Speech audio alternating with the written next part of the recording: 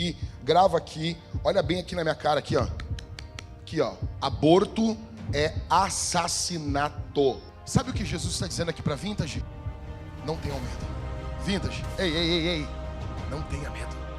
Diante das oposições dos homens, nós precisamos nos lembrar que Deus fala conosco. Nós precisamos das promessas de Deus. De Deus dizendo para nós: eu estou contigo. Eles vão duelar, eles vão lutar e eles não vão subsistir.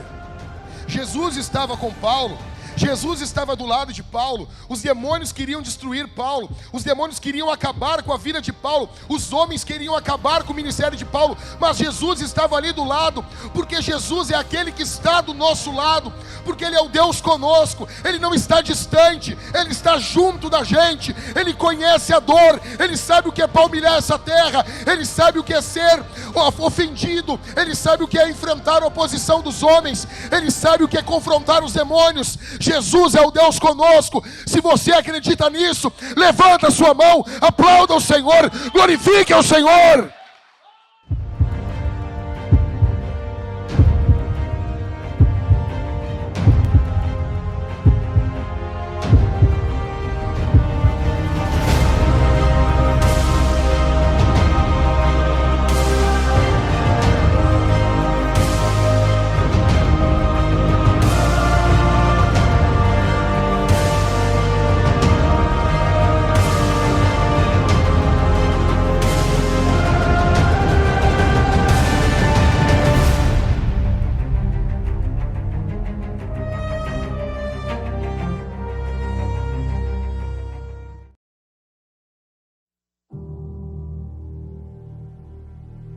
Muito bom dia, família Vintage. Vamos ler agora o texto de Atos dos Apóstolos, capítulo 18, do verso 1 ao verso 22. Paulo em Corinto, Atos 18, do verso 1 ao verso 11. Depois disso, deixando Atenas, Paulo foi a Corinto. Lá encontrou um judeu chamado Áquila, natural do Ponto, recentemente chegado da Itália, com Priscila, sua mulher, porque o imperador Cláudio havia decretado que todos os judeus deviam sair de Roma. Paulo aproximou-se deles e, como tinham o mesmo ofício, passou a morar com eles e ali trabalhava. O ofício deles era fazer tendas. E todos os sábados, Paulo falava na sinagoga, persuadindo tanto judeus como gregos. Quando Silas e Timóteo chegaram da Macedônia, Paulo se entregou totalmente à palavra, testemunhando aos judeus que Jesus é o Cristo.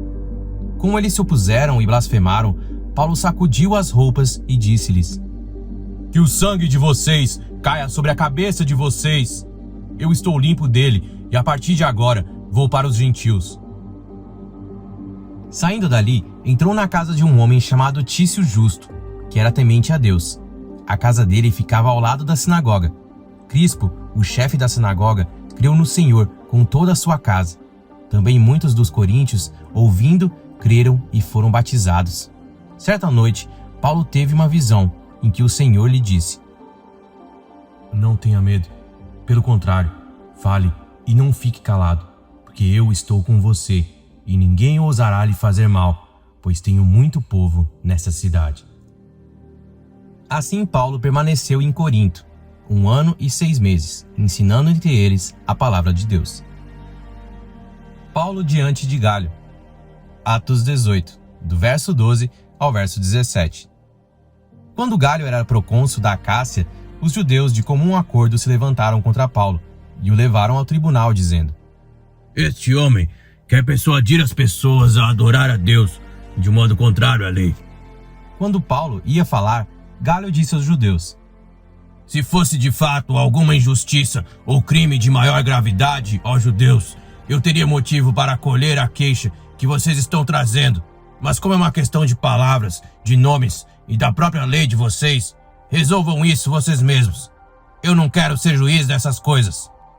E os expulsou do tribunal. Então todos agarraram Sóstenes, o chefe da sinagoga, e começaram a espancá-lo diante do tribunal. Galho, todavia, não se incomodava com estas coisas. O final da segunda viagem missionária de Paulo. Atos 18, do verso 18 ao verso 23. Paulo ficou ainda muitos dias em Corinto. Por fim, despedindo-se dos irmãos, navegou para a Síria, levando em sua companhia Priscila e Áquila. Antes de embarcar, rapou a cabeça em Cencreia, porque tinha feito um voto. Quando chegaram a Éfeso, Paulo deixou ali Priscila e Áquila. Ele, porém, entrando na sinagoga, pregava aos judeus. Pediram-lhe que ficasse mais algum tempo, mas Paulo não quis. Ao se despedir, disse: "Se Deus quiser, virei visitá-los outra vez." E embarcando, partiu de Éfeso. Chegando a Cesareia, foi logo para Jerusalém, e tendo saudado a igreja, seguiu para Antioquia.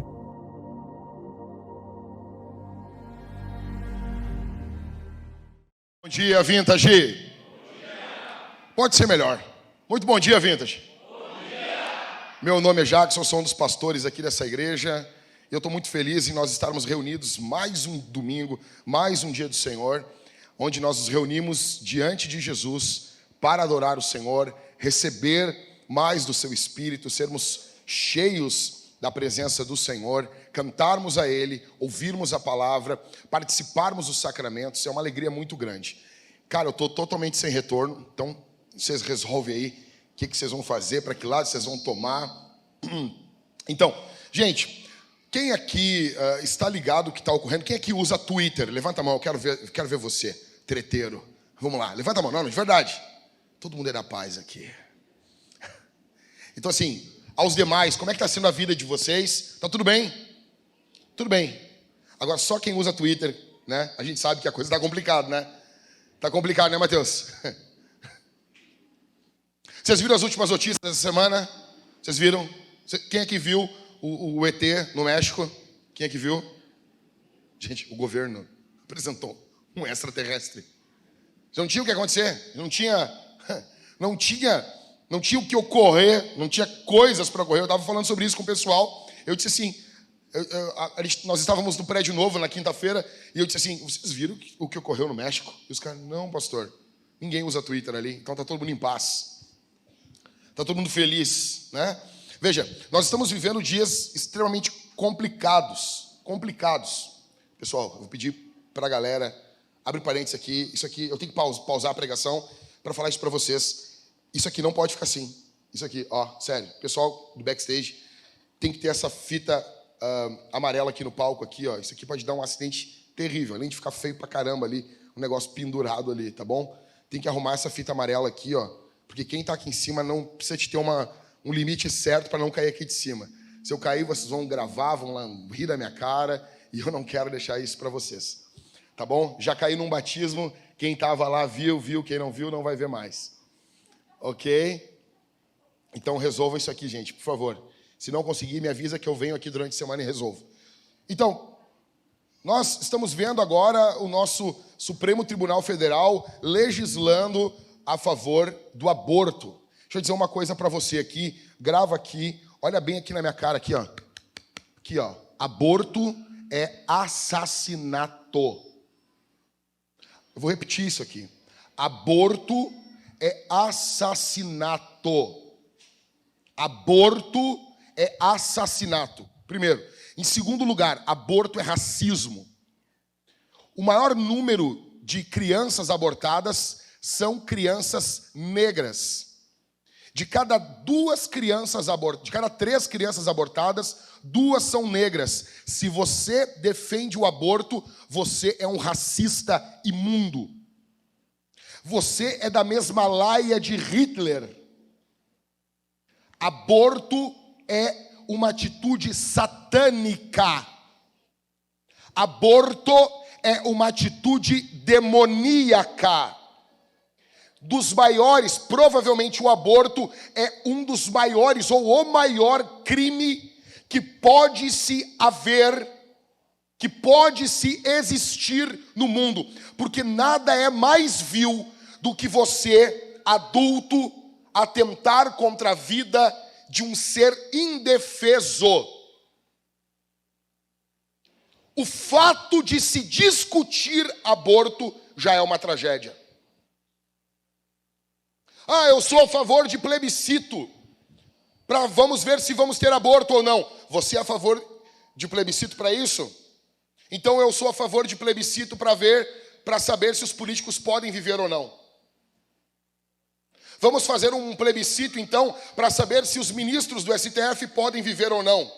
se negros devem viver ou não, se brancos devem viver ou não. Você vai fazer um plebiscito para saber se judeus devem viver ou não?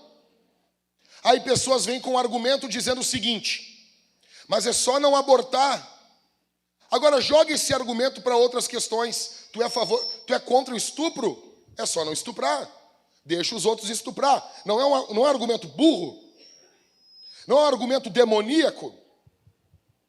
E existem pessoas caindo nisso. Você sentaria para discutir com um nazista em uma mesa? Se ele começasse a defender a superioridade contra os judeus, você discutiria, você tentaria provar para ele, logicamente, que os judeus são gente? Que eles não são ratos? Que era assim que os nazistas se referiam aos judeus, chamando eles de ratos. Você tentaria explicar, não, veja bem, os judeus não são ratos. Você tentaria explicar ou você levantaria a mesa, chutaria tudo para cima? Não há condições. A mesma coisa do que envolve aborto. Então, essa semana, estou falando sobre aborto. Voltando a esse assunto infernal no nosso país. Somente um país mergulhado no prazer, escravo do prazer sensual, fala sobre aborto. Deixa eu explicar um negócio aqui. Eu vou explicar, você não entendeu. Explicar. Eu não tenho poder contra as pessoas. Eu não tenho poder nenhum. Mas eu sou pastor dessa igreja. Eu estou no púlpito dessa igreja. Eu vou dizer para você. Você que está aqui. Se você imaginar defender o aborto, nós vamos expulsar você no mesmo momento. Você está proibido de entrar aqui. Se você for membro da igreja e você quiser levantar a voz para defender o aborto, você é excomungado na mesma hora. E dane-se quem você é. Não importa quem você é. Se a igreja não levantar a voz pelos bebês, quem vai levantar? Nós estamos vivendo um período terrível.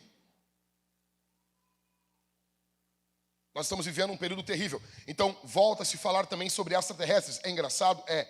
Mas escute isso aqui. Muitas seitas surgem assim. Mas o que são, então, essas aparições? Podem ser várias coisas. Podem ser um objeto voador não identificado, que não é necessariamente algo de outro mundo. Como pode ser demônios. Pode ser várias coisas. Fato é que essas notícias surgem para tirar o foco das pessoas do que realmente importa. Você pode ter certeza de uma coisa. Existe um mundo espiritual. Existem demônios querendo tragar a tua alma e roubar a tua fé. Nós estamos vivendo em um período complicadíssimo no Brasil. Eu tenho 40 anos, eu sei o que eu estou falando. Sempre foi complicado, não tanto como agora. Nós estamos vivendo em um período extremamente complicado no nosso país. Porto Alegre, o Rio Grande do Sul, vive um período extremamente complicado. Depravação, uma defesa enlouquecida, de valores podres. E agora, essa semana, estoura no TikTok lives de pessoas, cara, com problema mental. Pessoas que estão se idiotizando.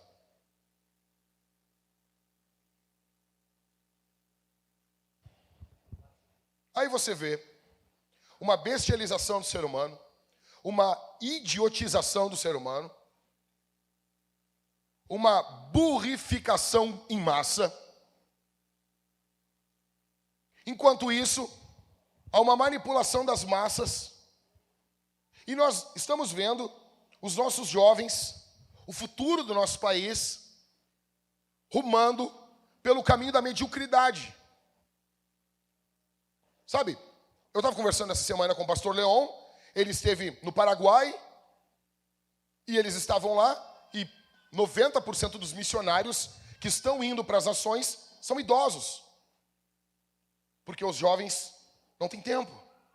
Porque os jovens estão ocupados com o TikTok, com lives ridículas, lives de NPC, isso? Sabe? E daí você vê assim, cara, aonde nós vamos chegar? Esse é o mundo que nós estamos. A pergunta que fica é, tem como avançar? Tem como avançar nesse mundo? Então o título desse sermão é: os dias são maus, mas nem tudo está perdido. Nós vamos avançar.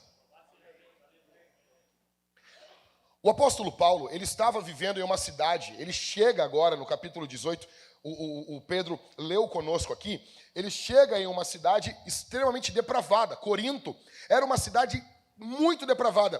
Corinto tinha um termo, que eles criaram uma espécie de um verbo, corintianizar, em grego, que significava um pecado sexual, um ato sexual errado. Então, quando o sujeito cometia alguma coisa libidinosa, fora do casamento, eles diziam pela Grécia, pelo mundo antigo, ele está corintianizando. Corinto era uma cidade portuária e ela tinha 2 portos. Então você imagina, uma cidade do mundo antigo, no período que Paulo chega ali, ela tem mais ou menos 200 mil habitantes, que é muita coisa. Essa cidade chegou a ter 750 mil habitantes. Cara, é muito grande, é metade de Porto Alegre. Para o mundo antigo, que tinha uma população extremamente menor do que a nossa, era uma cidade muito importante. As 3 cidades mais importantes do mundo antigo ali, do período de Jesus, do primeiro século, é mais ou menos, se não me engano, é Éfeso, óbvio, Corinto e Atenas. Atenas era uma cidade pequena em população, mas muito importante no que envolvia a cultura, a filosofia. No período que Paulo vai ali, Atenas ela não estava mais nos seus dias de glória, mas ainda tinham pessoas que iam lá para estudar. Agora Paulo chega em Corinto. Semana que vem, ele vai chegar em Éfeso. Mas agora Paulo está em Corinto. Paulo chega ali. É um centro comercial. Nós temos a prostituição desenfreada em Corinto. Por quê? Tem 2 portos. As coisas para entrar na Ásia precisam passar por ali. Existem, óbvio, se tem 2 portos, então o que envolve o mar é muito importante para Corinto. É muito importante. Logo, o deus adorado em Corinto era o Poseidon, o deus dos mares. Nós temos idolatria, nós temos prostituição, nós temos crimes, marinheiros que vão ali apenas para se divertir. E é nessa cidade que Paulo está chegando. Ele sai de Atenas e ele chega em Corinto agora. É nessa cidade que Deus vai levantar uma igreja extremamente problemática. Muito problemática. Muito complicada. Se você quer ver como a cidade de Corinto é complicada, você lê a carta de Paulo aos Coríntios. A primeira carta. Aí Paulo chega ali, e nessa cidade Deus vai dar para Paulo 4 encorajamentos no meio do furacão. E esses 4 encorajamentos, eles são normalmente dados a pessoas que estão em missão em contextos difíceis. Porque o problema ali em Corinto era um problema extremamente de prazer, não tanto de perseguição. Nós temos ainda uma certa liberdade no nosso país. Só que muitos não conseguem suportar as ofertas, os manjares que o mundo apresenta. E muitos estão sucumbindo.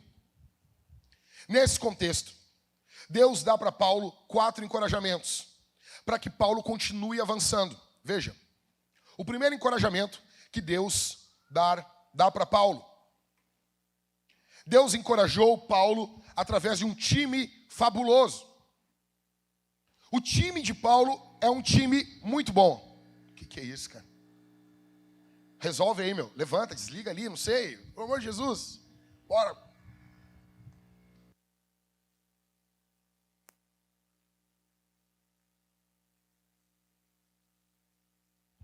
Vamos ficar só com esse retorno aqui, tá? Depois a gente testa melhor isso aí, troca os cabos e vamos. Só vamos ser rápido. Então, em primeiro lugar, presta atenção aqui em mim. Paulo ganhou de Deus um time bom. Um time cheio do Espírito. Sempre que Deus quer levantar um homem, sempre que Deus quiser levantar um homem, Deus dará a esse cara um time. Ah, pastor, ninguém reconhece o meu chamado. Talvez Deus não chamou você.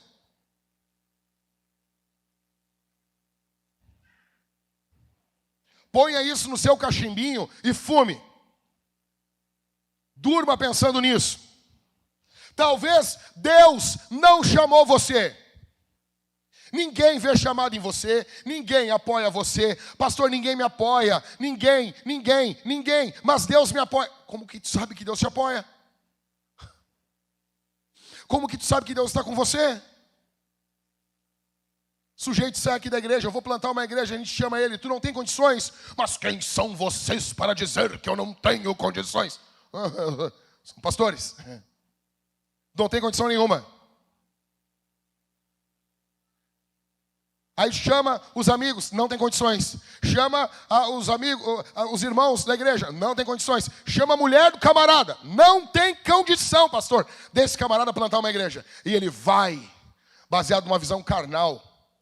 Ele planta uma igreja. Em 2 anos ele está desviado, separado da mulher, e a mulher também desviada, separada do marido. Arrebentou o casamento. Ninguém confiava, ninguém acreditava, não tinha ninguém. E ele ficava espiritualizando uma coisa que devia ser analisada de forma mental, assim, de forma prática. Deus chamou Paulo, Deus colocou um time junto com Paulo. Escute isso aqui. Paulo, ele não queria ser confundido com os charlatões de Corinto. Então ele chega em Corinto, encontra Priscila e Áquila, ele começa a fazer tenda para vender. No verso 5, Silas e Timóteo chegam com a oferta dos macedônios. Ele para a produção de tendas e ele se dedica full time ao ministério. Paulo é um cara pronto para o que precisar. Tem que fazer tenda para sobreviver no ministério? Eu vou fazer. Agora o ministério está pagando Paulo. Vamos aproveitar. Vamos se dedicar mais ainda no ministério. Agora Paulo tem que fazer jejum, não tem o que comer. Posso todas as coisas naquele que me fortalece. E para esse cara, Deus deu um time bom. Analise o time de Paulo. Primeiro, Priscila e Áquila. Esse casal maravilhoso. Em primeiro lugar, eles trabalham com Paulo fazendo tendas. Imagina, tu tem gente assim, cara, vamos plantar uma igreja? Vamos. O que tu vai fazer? Tem que fazer tenda. Tamo junto? Vamos fazer tenda. Tem igreja nos Estados Unidos que nasceu com os membros vendendo tomate. Esse time faz tenda. Em segundo lugar, eles arriscam as suas vidas. Olha o que Paulo fala aos Romanos, capítulo 16. Saúdem Priscila e Áquila, meus cooperadores em Cristo Jesus, aos quais pela minha vida arriscaram a sua própria cabeça. E isto lhes agradeço, não somente eu, mas também todas as igrejas dos gentios. Para ajudar o pastor, para ajudar o plantador, Priscila e Áquila disseram assim, pode cortar aqui, imperador. Nós estamos com esse cara aqui. A gente está junto. Aí vem o pessoal e diz assim, pastor, eu preciso de um conselho, eu preciso de uma ajuda, eu preciso disso. Eu pergunto assim, o que o teu pastor diz disso? Eu não confio nele. Deixa eu dizer uma coisa para você. Por que tu congrega numa igreja que não confia no pastor? Não consigo entender. Eu não confio no pastor. Então vaza daí. Vaza daí, rapaz. Vaza daí. Vaza. No momento em que a igreja não confia no membro, ela tem que excomungar o membro. E a gente faz assim aqui. Se você não confia, você não pode ficar aqui. E eu não falo isso dando indireta. Pelo contrário, eu falo isso concordando com você. Eu jamais congregaria numa igreja que eu não confio nos pastores, nos obreiros. Priscila e Áquila, disse, ó, bota aqui, ó. Paulo diz, eles arriscaram a cabeça por minha vida. Olha o time que Deus deu para Paulo. Isso é um encorajamento. Em terceiro, eles serviram em Éfeso. Semana que vem nós vamos ver. Eles servindo com Paulo. No finalzinho do capítulo aqui, eles vão para Éfeso e ficam esperando Paulo lá em Éfeso. Paulo vai para Antioquia, que é a cidade da igreja onde Paulo congregava. E depois Paulo volta para Éfeso. Na semana que vem ele volta lá. Em quarto, Priscila e Áquila abriram a sua casa para a igreja. 1 Coríntios 16, 19. As igrejas da província da Ásia mandam saudações. Também Áquila e Priscila mandam cordiais saudações no Senhor, juntamente com a igreja que se reúne na sua casa. Você tem noção disso? Você tem noção? Algumas escavações em Corinto encontraram casas que comportavam 300 pessoas. Provavelmente Priscila e Áquila são um casal com dinheiro. Primeiro, que eles estão toda hora viajando. Mora lá, mora aqui. Eles são do BRIC. Faz tenda, vende. Então, talvez uma dessas casas grandes de Corinto era de Priscila e de Áquila. Ao ponto de ter uma igreja na casa deles. Porque as pessoas imaginam igreja nas casas com Pedro, Tiago e João, né? Você acha que uma igreja com 5, 6 pessoas ia impactar uma cidade? Não, não ia. Ia assim. Não ia. Mas começamos com 12, pastor. Mas não ficamos com 12. A gente fomentando. Ok? Então, veja. Priscila e Áquila. Um casal fenomenal. Daí depois o texto nos mostra Silas e Timóteo. Eles trazem uma oferta para Paulo que permite que Paulo fique full time no ministério. São 2 solteiros abraçando a causa de Cristo, servindo no evangelho, servindo na palavra. São 2 solteiros comprometidos com a obra de Deus. São 2 solteiros que estão olhando a obra de Deus, estão gastando a sua vida para que o velho apóstolo Paulo pregue. E eles estão se tornando pregadores, homens de Deus. Primeiro encorajamento que Deus dá para Paulo, um time. Plantador de igreja que está aqui me ouvindo. Você começa a ver que Deus está empurrando você para a plantação quando você começa a ver a qualidade do seu time. Não a qualidade de perfeição, mas a qualidade de paixão por Jesus, de entrega. Deixa eu abrir meu coração aqui para você. Deixa eu abrir meu coração para você aqui. Em primeiro lugar, nós não fazemos nada sozinhos. Não importa quão bom pregador você seja. Não importa como você cante. Não importa se você toca de forma magistral, se você administra bem, se o teu GC é fabuloso. Não importa o que você faça. Só tem um dom espiritual que é para edificação própria. Que é o dom que mais causa problema na igreja. Que é o dom de línguas. Que é o que mais causa discussão. Por quê? Porque é o único dom de edificação própria. Todos os outros dons, eles são para o outro. Todos os outros dons. Eu não consigo, eu não sou edificado pela minha pregação. Eu não fico pregando, agora eu chego em casa e vou me ouvir pregando. Coisa boa ouvir esse sermão. Pelo contrário, tenho pavor de me ouvir. Tenho pavor de ouvir minha voz. Não sei como é que vocês aguentam. Então assim, o meu dom não serve para mim, serve para você. O teu dom serve para mim. Nós estamos aqui adorando a Jesus. Aí a Dani começa a cantar, vou seguir. Como não chorar? Como não ter o coração arrebatado pelo Senhor? O dom dela não é para ela, é para mim. O dom de você é para o outro irmão. Os nossos dons são um para os outros. Nós não fazemos nada sozinhos. Nada sozinhos. Nada sozinhos. Você não é o Rambo. Você se lembra do Rambo 2? Você se lembra? O que ele foi fazer no Vietnã? Quem lembra? Foi fotografar. Sabia. O Dario sabe tudo. O cara é contratado para fotografar. Ninguém lembra disso aí. E na descida do avião, né, Dario? Do helicóptero se ferrou ali, né? Não era avião. Que ele solta do avião. Não, o que vão buscar Mas o cara cai, se enrola nos fios lá, o cara não consegue nem pular. Mas é esse cara aí que vai... Perde as câmeras, perde tudo. Equipamento caro pra caramba. Daí ele vai lá e encontra lá uma japonesa lá. Não, mas... hoje não dá pra trocar, né? O único amor dele, né? Aí ela veio com a pedrinha. Isso aqui me dá sorte, Rambo. E o Rambo tira aquela faca. Isso aqui me dá sorte. Quem se lembra disso? É muito bom. Ele vai sozinho lá, meu. Ele vai sozinho. Mergulha ele no cocô. Vocês se lembram disso aí? O cara sozinho, meu. Ele rouba um helicóptero. O helicóptero da Maria Fumaça saindo. Ele bota os caras dentro do helicóptero lá, foge. Chega lá, meu, ele volta. Os caras, ele marcou de se encontrar com os caras chegam lá. Tem toda uma trama política. Eu não queria falar aqui 2 horas sobre esse filme. Esse filme é fenomenal. O primeiro é melhor, o 2 é bom também.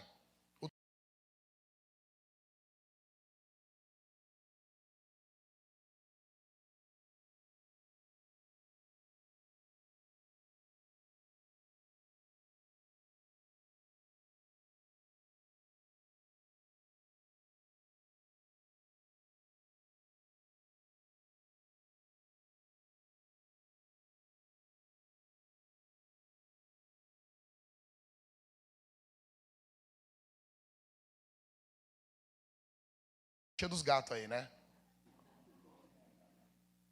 Hã? Não preciso de mulher. Olha os Red Pill aí, ó. Você precisa. Você precisa. Em segundo lugar, deixa eu dizer, Deus me deu um time brutal. Diante de Deus, eu estou falando isso aqui. Como eu disse, eu estou abrindo o coração. Eu não faço nada sozinho. 90% das coisas que ocorrem aqui, eu nem estou sabendo como é que está ocorrendo. Eu sei o que faz. Eu explico, cara, precisamos disso. Como estão fazendo, eu não sei. Então as pessoas, é muito engraçado no Instagram, as pessoas me perguntam, pastor, que horas abre a igreja? Eu disse, cara, não sei. A primeira igreja, eu tenho 25 anos de crente. A primeira igreja, que eu não sei direito abrir a igreja, é a nossa aqui. Por quê? Porque eu estou focado fazendo o meu trabalho, que é cuidando da palavra, da minha família e de um time aqui, que eu estou mais perto, e esse time cuida de outro time, que cuida de outro, que cuida de outro. Eu estou podendo fazer o meu trabalho. Estou podendo chegar com a palavra para vocês aqui. Porque a igreja não é minha. A igreja não é minha. Tem pastor que faz tudo na igreja, isso é um câncer. Isso é um câncer. A função do pastor é treinar você para você fazer o ministério. Efésios 4. Está tudo lá. Tu não paga um pastor para ele fazer o ministério. Não. Ele não é teu funcionário.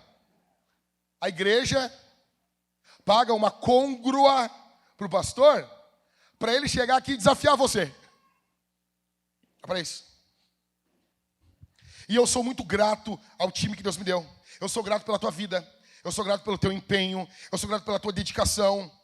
Eu amo você. De verdade.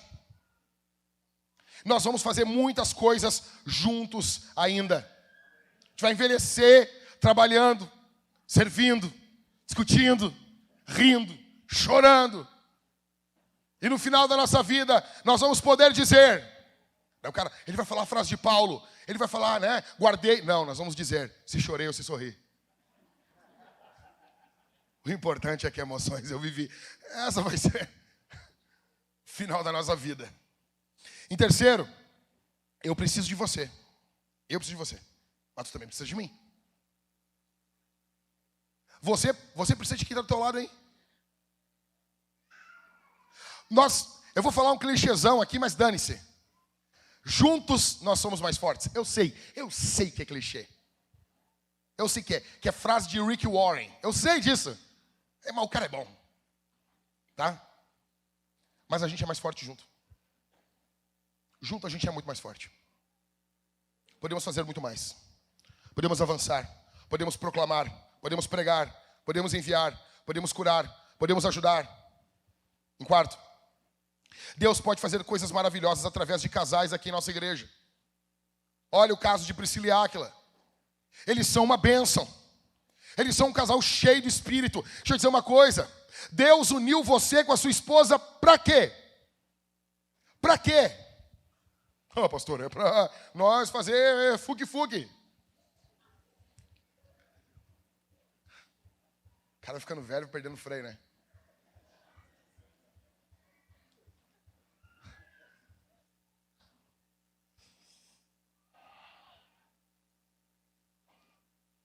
Cara, se o teu casamento não frutifica no reino de Deus, teu casamento não serve. O teu casamento ele precisa ter frutos, não apenas físicos, não apenas filhos físicos, mas filhos espirituais. Vocês precisam frutificar no reino. Cara, pior coisa que tem é tu começar um namoro, um noivado, e ter pessoas que ficam criticando, falando, inventando.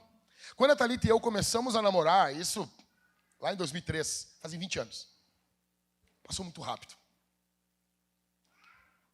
Eu tinha 64 quilos. Ela me olhou, lembrou de Isaías 53, ele não tinha parecer nem formosura.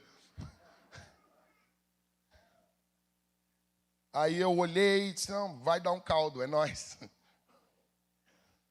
E eu me lembro que tinha um monte de gente na igreja, assim, alguns irmãos que se alegraram, ficaram muito felizes, mas tinha outros irmãos que queriam que ela casasse com outro cara lá, nem está na igreja mais. E outros queriam que eu casasse com uma outra guria, e ficava, não, era horrível isso, era horrível. E eu já pregava, já. Um dia eu fui pregar numa igreja, numa igreja aqui da Grande Porto Alegre, aqui. Eu acho que foi em Sapiranga, cara, se não me engano. Eu estou pregando lá, e daí eu desci do púlpito. Desci do púlpito, assim, a gente era namorado ou noivo. Eu desci do púlpito, veio um irmão assim com o celular, assim, com os olhos regalados, assim. Ô, irmão, é para ti. Eu, como assim para mim? Aí ele disse, é um amigo meu. Ele está lá em Santa Catarina, numa consagração no monte. E é para ti, pastor. Nem era, pastor, é para ti. Eu peguei o telefone. Quando eu fui botar aqui, já tinha Haganai, já tinha uns xalabalá, né? E eu fui botar. E começou aqueles Haganai. Eu, o que é isso, rapaz? E o cara disse assim, eu te chamei. E a Thalita estava comigo, foi uma das primeiras que ela foi comigo, eu fui pregar. E eu botei essa menina do teu lado, para vocês juntos fazerem a minha obra. Assim, velho. A gente quase saiu dali e marcou o casamento. Deixa eu explicar para você. Se você é casado, o teu casamento tem que ecoar algo no reino de Deus. O teu casamento precisa ecoar. Você leia sobre Priscila e Áquila. Semana que vem, eles vão sentar com o grande Apolo. E eles vão explicar a palavra de Deus para Apolo. Teu casamento, teu namoro, teu noivado. Eu sei que isso aqui soa muito eu escolhi esperar. E eu tenho pavor do escolhi esperar. Eu tenho pavor disso aí. Pavor disso aí. Tá? Mas se o relacionamento que você tem não te empurra para mais perto de Deus, é só clichê hoje, né? Azar. O teu relacionamento não serve. O teu relacionamento não serve. Em terceiro, em quinto, solteiro. Não desperdice a tua solteirice. Tem gente, uma coisa olha, vem. Eu fui comprar um teclado agora. Fui comprar um teclado na Fast Shop. Enfim, não vou entrar no mérito. Fui comprar um teclado pro computador lá, que o meu teclado não estava pegando bem e tudo. Fui comprar um teclado. Aí eu olhei o teclado, caminhei pelo shopping lá, achei um teclado legal lá. E eu tô ali no pacote pegando o teclado. E daí o vendedor olhou pro um gurizinho ali que fazia enrolava ali o teclado, os negócios para entregar para os clientes. Aí ele disse assim, e aí, meu, um falando pro outro, né? Tu vai se permitir hoje, né? Cara, eu acho muito engraçado esse termo, vai se permitir. Cara, na hora eu comecei a rir, cara. Eu disse, cara, eu acho engraçado. Falei pra ele. Eu olhei pro Piá, assim, disse, quantos anos tem, tia? Ele, tem 23. Eu, 23. Tá, eu tenho 19. Aí ele, tu tá namorando, meu? Aí ele, não, 19 anos. Não tô namorando, eu sou cafajeste. Cafajeste com 19 anos. Cara, eu amo conversar com as pessoas, eu amo ouvir, assim. E eu, sério, tu é cafajeste, cara? Não, eu não vou casar, eu vou só aprontar. Bem assim, meu. Bem assim. Eu vou só aprontar, eu vou só, né? Depois vira Red Pill. Eu vou só aprontar, eu vou só fazer, eu vou só não sei o quê. E prometendo um monte de coisa. Eu disse, cara, esse cara falando isso pra mim. Mas tu que não promete pras gurias, cara? Não, que eu vou fazer, que eu vou acontecer. Bom, enfim, não é o mais forte se eu conto o que esses caras fazem. Aí, eu tô ali, e ele perguntou, tá, e tu é casado? Eu disse, sou casado. Sou casado. Casei com 22 anos. E ele regalou o olhão. Eu tenho 40, falei pra ele. E a minha mulher, quando casou comigo, tinha 19 anos. A gente tá casado há 18 anos. Aí eu disse assim, é que daqui a pouco tu não tá achando a mulher certa, né, cara? Não tem como tu casar mesmo. É até bom que tu não case mesmo. E muitos, ou vivem uma vida de caça, são caras que são caçadores, e se você é um caçador, nós vamos caçar você e vamos expulsar você. Aqui a gente caça caçador. Ou outros, não. O cara vive, não, pastor. Veja bem, eu tenho que esperar. Eu tenho que esperar. Eu tenho que esperar. Eu tenho que esperar. Eu vou esperar a varoa perfeita. Cara, te enxerga, meu. Tu é feio, cara. Tu é feio. O cara é feio, tem bafo. O cara é fedorento, cara. Não dá, velho. Tá te achando demais. Tá pensando muito de ti. Só que assim, enquanto você é solteiro, aproveite a sua solteirice. A solteirice é um dom, um presente de Deus para você. E esse time de Paulo tem solteiros também. Você pode ser útil na obra de Deus. Você pode ser útil no Evangelho. Em sexto, Deus não quer que nós sejamos ricos, mas sim que sejamos todos amigos. Nem todos aqui vão ser ricos, mas todos nós podemos ser amigos. Todos nós podemos ombrear a causa um do outro. Em sétimo, essa frase o Rodrigo disse para mim, no início da Vintage. O Rodrigo disse, eu não imagino viver a minha vida cristã longe de ti. Deixa eu dizer uma coisa para você, Vintage. Eu não me imagino servindo a Jesus em outro lugar. Eu amo essa igreja. E oitavo, eu tenho certeza que Deus tem um amanhã poderoso e maravilhoso para nós. Deus deu um time maravilhoso para Paulo. E eu tenho visto Ele fazendo isso, a mesma coisa na minha vida. E eu creio que Ele vai fazer na vida de alguns plantadores a mesma coisa aqui também. Em primeiro lugar, então, o primeiro encorajamento, Deus encorajou Paulo através de um time fabuloso. Em segundo, Deus encorajou Paulo através da oposição. A oposição vem contra Paulo. Olha só, verso de número 6. Como eles se opuseram e blasfemaram. Rápido comigo aqui. Olha só. 7 coisas que o diabo não quer que você se lembre nos momentos de oposição. Primeiro, lembra? Mais avanço. Mais avanço. Mais avanço. Mais avanço. Sempre vai ser assim. Ou seja, está tendo oposição? Tá, pastor. Então eu estou avançando. Eu estou avançando. Em segundo, a oposição, ela pode ser uma bênção de Deus para o teu ministério. Quero saber uma coisa aqui, ó. Olha aqui para mim. Quem aqui puxa ferro aqui? Levanta a mão. Sem vergonha. As pessoas não querem levar. Eu sei que tu pode estar flácido, magro, mas tu vai na academia. E tu não ter vergonha. Você está gordinho, gordinha, não ter vergonha. Não ter vergonha. Para o mundo de bodybuilders gordos e magros.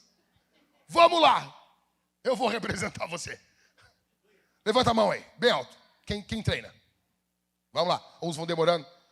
Tu treina, Ariadne? Viu? Essas que não pode fazer com as pessoas. Tô brincando, Ariadne. Não, tá louco. Dá na cara. Quem mais aqui? Levanta a mão. Então assim, como que funciona? Você precisa de um peso resistindo você. Você senta ali, deita ali na mesinha de supino. Você tem ali, você bota o peso do lado, de cada lado ali. Você tira aquele peso, vem aquele negócio, tu não segurar, vai cair em cima de ti. Tu tem que empurrar aquilo. Empurrar. E aí tu desce, empurra. Isso vai fazer as fibras do teu peito aumentar. Simples. Você precisa de resistência. As gurias aqui vão fazer o agachamento. Homem tem que fazer perna também. Senão parece um sabiá. Os caras chegam na igreja aí, as perninhas fininhas assim. Vai fazer um agachamento. Tu precisa de peso. Quanto peso? Por quê? O peso vai ser essa resistência que vai empurrar você para baixo. Você vai ter que empurrar isso para cima. Simples. Simples. Agora, o que é a oposição? A oposição é a academia de Deus. A oposição é o ginásio de Deus. Aonde Deus leva você para que o seu ministério venha hipertrofiar. A oposição vem contra você e você empurra a oposição.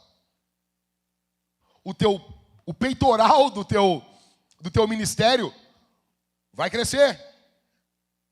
O bíceps do teu ministério vai crescer. Você precisa entender e olhar a oposição como um presente de Deus. Olha aqui para mim.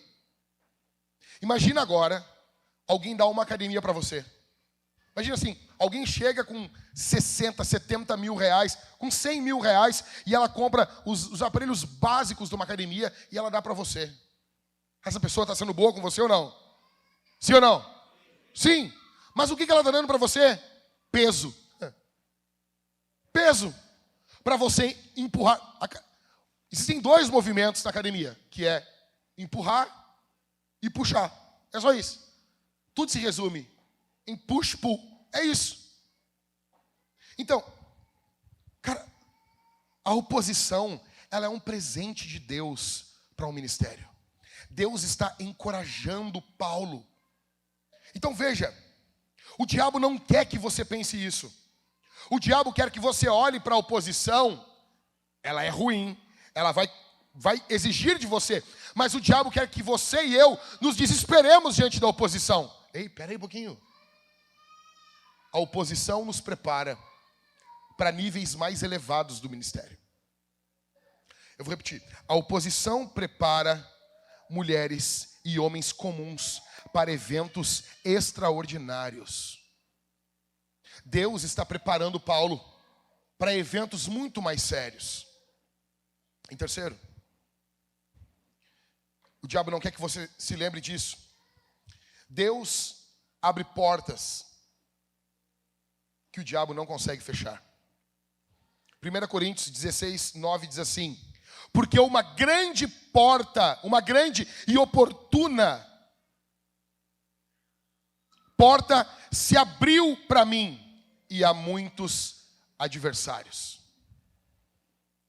Uma porta grande, oportuna, abre para Paulo e tem muitos adversários. O diabo não quer que você se lembre disso. A porta que Deus abre, o diabo não fecha.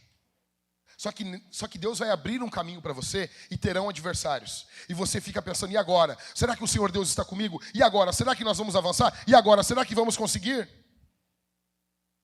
O diabo não quer que você se lembre também disso aqui. Quarto, foque-se naqueles que abraçam a mensagem. Verso 6. Como eles se opuseram e blasfemaram, o que Paulo fez? O que Paulo fez? Verso 6. Está com a Bíblia aí, gente? O que ele fez? Sacudiu o quê? O pó. Sabe aquela poeirama do Oriente Médio lá? Sacudiu ali o vestidão ali e disse, ó, arrivederci, adeus, fui, toque me voe, tchau. Paulo está dizendo, vocês receberam uma oportunidade e vocês desperdiçaram essa oportunidade. Agora eu vou para os gentios. Verso 6. Sabe por que muitas igrejas naufragam? Porque elas ficam insistindo em gente que não presta. Ah, pastor, mas todo pecador não presta. Ah, plantar batata, rapaz. Tu entendeu o que eu estou falando? Tem gente que não tem jeito. Tem gente que nem o sangue de Jesus. Ah, pastor, mas como assim? A Bíblia não diz que a graça pode se tornar vã? Tem gente que não quer. Não, pastor, não. Ah, então tem ninguém no inferno, então.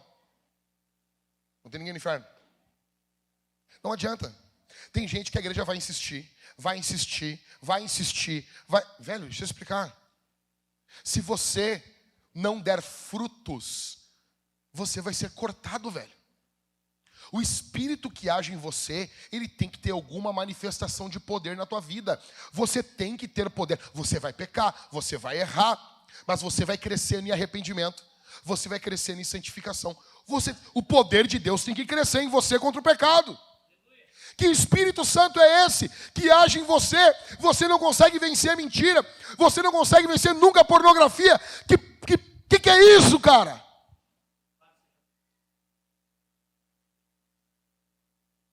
Aí Paulo olha, os caras estão se opondo, estão blasfemando. Muitas igrejas são assim. E os pastores ali, apacentando bode, apacentando o filho do diabo, por causa do dízimo, por causa do dinheiro. Velho, larga essa gente, cara. Bate o pó. Tem 8 bilhões de pessoas no mundo, cara, que se dane, velho.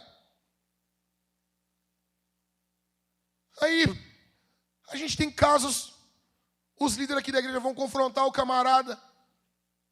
10 cultos. De 10 cultos, falta 6. Cara, a gente está querendo bem na tua vida, velho. O que está acontecendo? Está vindo na igreja, o que aconteceu, cara? As pessoas se ofendem. Não, mas quem estão se metendo na minha vida?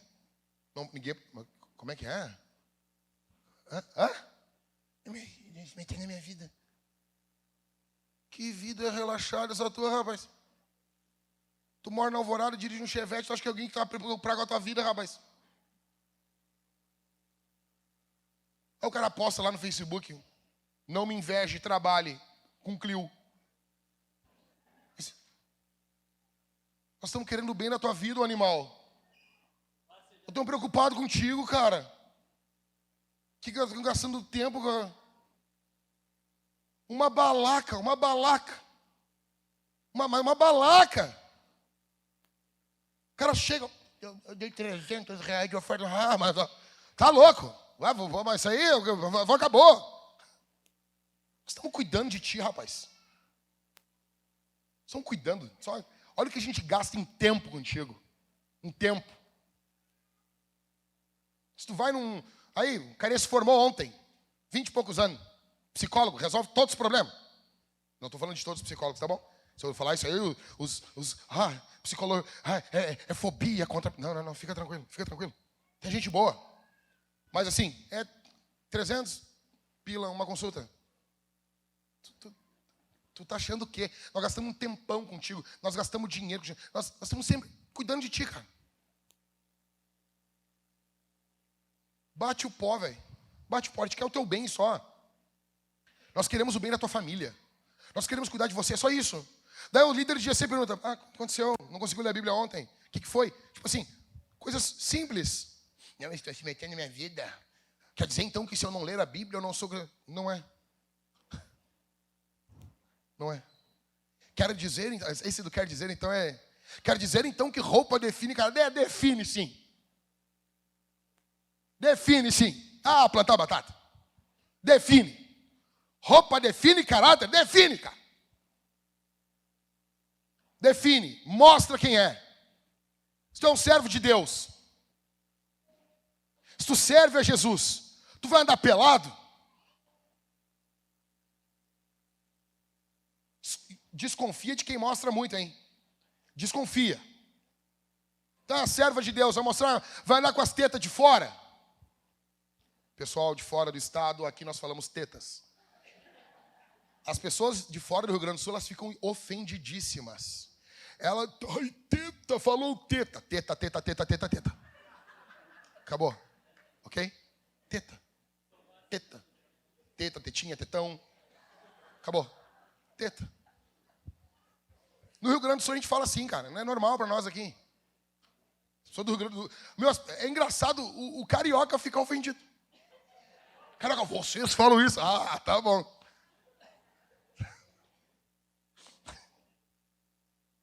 Então assim, pastor, foque-se em quem abraça a mensagem. O diabo não quer que você se lembre disso. Em quinto, o seu ministério, ele não acaba por ordem dos homens.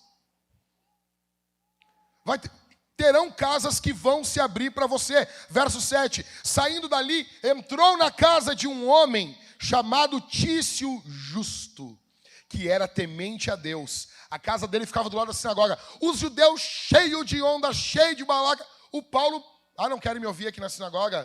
Paulo fez assim, tiblum, e entrou na casa do cara. E ali começou uma obra de Deus. Só vou dizer uma coisa para você. Nós nunca negociamos a mensagem do evangelho aqui na Vintage. Nunca. Nós já tivemos gente famosa, gente de dinheiro aqui. Nós tivemos gente, sim, cara, a gente podia, humanamente falando, tá em outro patamar, velho. Mas a gente nunca negociou. E os membros mais antigos se lembram do que eu estou falando. Sabem do que eu estou falando. Sabem dos membros que a gente abriu mão. De dinheiro que a gente abriu mão. E quando aconteciam os problemas, parecia que eu estava olhando Deus me olhando de pé, assim, lá do céu, assim. Quero só ver o que esse cabeçudo vesgo vai fazer. Quero só ver se ele vai firmar o garrão mesmo. Firma! Deus abre portas. Sexto, o diabo nunca chuta um cavalo morto. Charles Haddon Spurgeon. O diabo não quer que você se lembre disso. Está vindo oposição contra você? Está vindo oposição contra a igreja que você congrega? Está vindo tempo de oposição contra os cristãos do Brasil? Está vindo. Está vindo. Está vindo. Por isso que os cristãos, escute isso aqui, eu nunca vou falar de um político, a favor de um político no púlpito. Mas deixa eu dizer uma coisa aqui, por isso que os cristãos agora vai ter, não sei se é no Brasil todo, eleições para conselho tutelar. Todos os cristãos do Brasil precisam votar em cristãos. Vote em cristãos. O voto, ele é um voto facultativo. Então, muita gente não vai votar. Levante a bunda do sofá e vote. E vote. E vote. Eu, como cidadão, tenho pessoas que vou indicar no meu círculo de amizades. Nunca no púlpito, nunca na igreja. Nós não fazemos política aqui dentro. Mas eu sou um cidadão. Vote em cristãos para o conselho tutelar. Isso é seríssimo. Seríssimo. Seríssimo. Por quê? Porque está vindo um período de oposição contra a igreja. Mas por que está vindo oposição contra a igreja? A igreja está fazendo algo no Brasil. Ah, pastor, eu vejo pregadores descendo a lenha na igreja. E às vezes com razão. Mas às vezes passa da medida também. Ah, se Deus está com esse número crescente de evangélicos, por que temos um Brasil tão podre? Já parou para pensar que poderia ser pior? Já parou para pensar que poderia ser pior?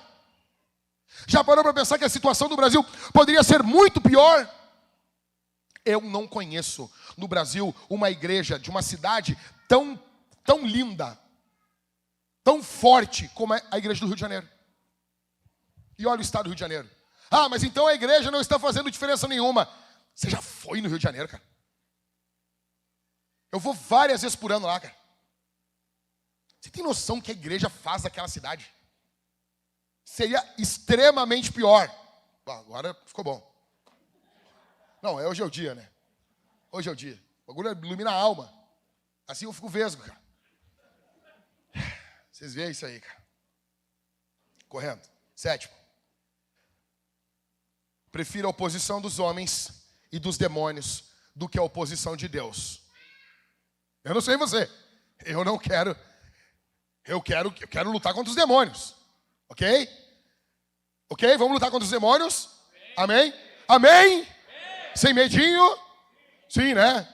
Vamos lutar contra os homens, os inimigos do evangelho? Ok. Pior é lutar contra Deus. Pior é lutar contra Deus. Então, prefira isso. Primeiro encorajamento, Deus deu para Paulo um time. Segundo encorajamento, Deus deu para Paulo oposição. Vamos, cresce.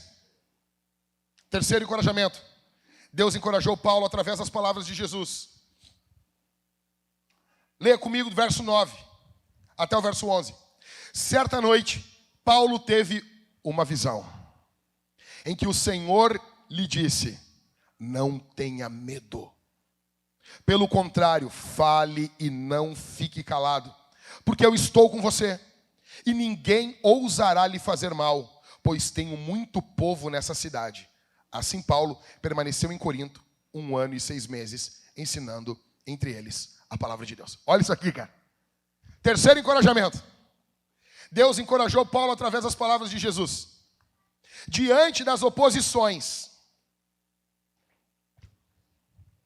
o que nós mais precisamos é das palavras de Jesus. Diante das oposições dos homens, nós precisamos nos lembrar que Deus fala conosco. Nós precisamos das promessas de Deus. Nós precisamos voltar a nos lembrar das promessas de Deus dizendo para nós: eu estou contigo. Eu sou contigo. Eles vão duelar, eles vão lutar e eles não vão subsistir. Fala e não te cales. Quando estiveres nas águas, elas não vão te submergir, o fogo não arderá em ti. Eu sou o Senhor teu Deus que te sara. Nós precisamos nos lembrar das promessas de Deus. Jesus apareceu para Paulo. As pessoas pensam que Jesus apareceu para Paulo só em Damasco, na estrada de Damasco. Jesus apareceu direto para Paulo. Olha comigo aqui. Na estrada de Damasco, Atos 9. No templo, Atos 22, do verso 17 ao verso 18. Jesus apareceu para Paulo ali. Quando Paulo estava preso em Jerusalém, Atos 23. Você se lembra do naufrágio? Um anjo aparece para Paulo falando que eles ficariam vivos. Paulo também fala que Jesus estava ao seu lado. Em 2 Timóteo, Paulo fala que Jesus estava junto com ele quando ele estava sendo julgado. Nota isso. Nos momentos mais difíceis do ministério de Paulo, Jesus estava com ele. Porque Jesus é o Deus conosco. Não, tu não pode receber isso aqui eu falei. Isso aqui você tem que gritar, velho. Isso aqui vale muito mais do que um gol do Grêmio numa final contra o Inter. Aos 47 minutos do segundo tempo. Sabe aquele gol bonito? Tô brincando, Colorados, vocês vão ser campeões da América esse ano. Quem é colorado que está iludido aqui? Levanta a mão, deixa eu ver. Aqui. Estão todos iludidos. Está iludido, né, Ariadne? Está iludido, né? Estão todos iludidos. Isso aí. O diabo é sujo, né? Tadinhos, eu fico com dó. Mas tudo bem. Cara, veja. Isso aqui é muito mais importante do que uma final de Libertadores. Vocês, colorados, sendo campeões. Depois de quantos anos sem ganhar nada? Sendo humilhados? Combalidos? Isso aqui é muito mais importante. Jesus estava com Paulo. Jesus estava do lado de Paulo. Os demônios queriam destruir Paulo. Os demônios queriam acabar com a vida de Paulo. Os homens queriam acabar com o ministério de Paulo. Mas Jesus estava ali do lado. Porque Jesus é aquele que está do nosso lado. Porque Ele é o Deus conosco. Ele não está distante. Ele está junto da gente. Ele conhece a dor. Ele sabe o que é palmilhar essa terra. Ele sabe o que é ser ofendido. Ele sabe o que é enfrentar a oposição dos homens. Ele sabe o que é confrontar os demônios. Jesus é o Deus conosco. Se você acredita nisso, levanta a sua mão, aplauda o Senhor, glorifique ao Senhor. Ele é o Deus conosco. Ele está com você. Ele está com você. Ele é o Deus conosco. Aí Paulo está ali, velho. Paulo está junto com Jesus, Jesus está com ele. E você tem que entender algumas coisas. Pessoas que ouvem Jesus fazem algumas coisas. 5 coisas que pessoas que ouvem Jesus fazem. Primeiro, elas vencem o medo. Verso 9. Certa noite, Paulo teve uma visão que o Senhor lhe disse: não tenha medo. O medo é um espírito. A Bíblia diz que Deus não nos deu o espírito do medo. O medo é um espírito. Você e eu, muitas vezes, somos atacados pelo espírito do medo. Ele pinta na nossa mente um amanhã sem Jesus. Ele pinta na nossa mente um amanhã onde Deus não está presente. Ele pinta um amanhã sem significado na nossa vida. Mas Jesus já está no amanhã, esperando você e eu para entrarmos e pisarmos o nosso pé no amanhã e vivermos o amanhã para a glória e fama do seu nome. A primeira coisa que Jesus disse para Paulo: não tenha medo. Por que ele fala isso? Porque é óbvio que Paulo estava com medo. É óbvio, Paulo é um homem. Paulo é um homem sem medo.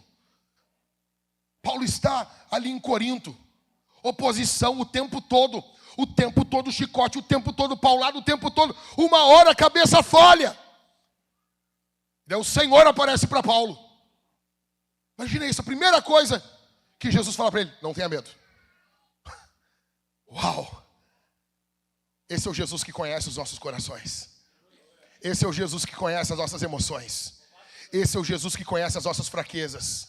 Esse é o Jesus que sabe aonde a porca aperta. Ele sabe onde dói. Ele conhece. Hebreus fala: ele foi tentado em todas as coisas. Ele é o nosso sacerdote perfeito. Ele foi tentado, ele conhece a nossa natureza. Ele sabe o que passamos. Ele sabe as dificuldades. Então ele pode olhar na tua cara. Ele pode olhar no teu rostinho bonito aí, tratado a creme do Avon, e dizer para você: não tenha medo, não tenha medo, não tenha medo, não tenha medo. Primeira coisa, pessoas que ouvem Jesus. Se você ouve Jesus, você vence o medo. Segunda, elas pregam. Verso 9. Paulo teve uma visão em que o Senhor lhe disse: não tenha medo. Pelo contrário, fale e não fique calado. Qual é o contrário do medo? Pregação. Pastor, quero ser pregador. Vença o medo. Pastor, quero pregar o evangelho. Vença o medo. Vença o medo. Deixa eu dizer um negócio para você. Deixa eu te falar um negócio. Quando começou aquela celeuma, os caras me detonando, mandando ameaça durante a semana, foi um inferno, cara. Foi um inferno. E ameaça, e ofensa, e cara, e vai. Eu vou desgraçar tua vida, eu vou destruir tua vida, sou intolerante. Nossa, eu sou intolerante. E ameaça, e não sei, e faz, vai acontecer. E, cara, tu sabe o que é tu subir no púlpito no final de semana? Cara, quando tu prega, tu está exposto. Está todo mundo sentado e tu está de pé. Eu não tenho um corpo muito pequeno. Ou seja, eu estou bem exposto. Eu tenho uma cabeça grande, 64 centímetros. Se você já mediu a sua cabeça é porque ela é grande. Nenhuma pessoa em sã consciência mede a própria cabeça.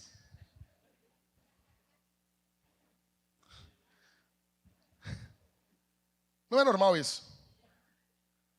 Um chapéu tamanho grande tem 62 centímetros. Ok? O pessoal tudo ficou feliz assim agora na quinta-feira porque me viu de boné. Pastor, nunca vemos o senhor de boné. Bem-vindo ao meu mundo. Pastor, seus bonés são sempre importados. No Brasil não fabricam esse tamanho. Então, quando você vence o medo e você ouve Jesus, você vai pregar. E juntando com isso, é uma das maiores canalices você ordenar uma mulher a pastora e botá-la em cima de um púlpito. E uma mulher falar alguma coisa que vão detonar ela durante a semana, ela tem que subir na outra semana e pregar para a igreja. Isso é uma das maiores canalices que fazem com uma mulher. Pastor, vocês são contra a ordenação feminina? Extremamente contra. Por quê? Porque nós amamos mulheres. Porque Deus não chamou uma filha de Deus para ser exposta dessa forma. Uma igreja que tem homens que amam Jesus, isso não acontece. Isso não acontece. Isso é sério. Então assim, você ouve Jesus, você tem que pregar. Você tem que falar de Jesus no teu trabalho. Você tem que falar de Jesus onde você anda. Você tem que falar de Jesus na tua casa, nos teus vizinhos. Terceira coisa. Elas confiam na eleição de Deus para o evangelismo. Eu vou ler de novo isso aqui, escuta isso aqui. Terceira coisa que uma pessoa que ouve Jesus faz. Ela confia na eleição de Deus para o evangelismo. Olha isso aqui, verso 10. Lê comigo. Não, lê comigo aí, ó, chupeta de baleia. Verso 10.